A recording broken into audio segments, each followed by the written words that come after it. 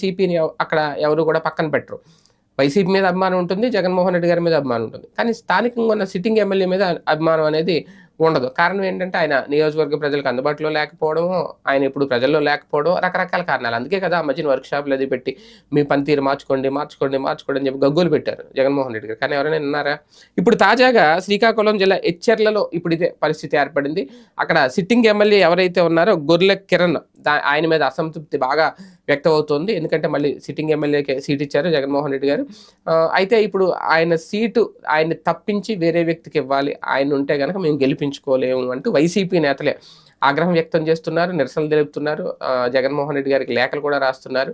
కారణం ఏంటి అంటే స్థానికంగా ఆయన మీద ఉన్న వ్యతిరేకత, ప్రజలను పట్టించుకోకపోవడం, ఎప్పుడు ప్రజల్లో లేకపోవడం, రకరకాల కారణాలు. అయితే అక్కడ ఆల్రెడీ బొత్స సత్యనారాయణ ఎవరైతే ఉన్నారో మంత్రి బొత్స సత్యనారాయణ మేనల్లుడు మజ్జి శ్రీనివాసరావు ఆయన ఎప్పటి నుంచి ఆశిస్తున్నారు సీటు.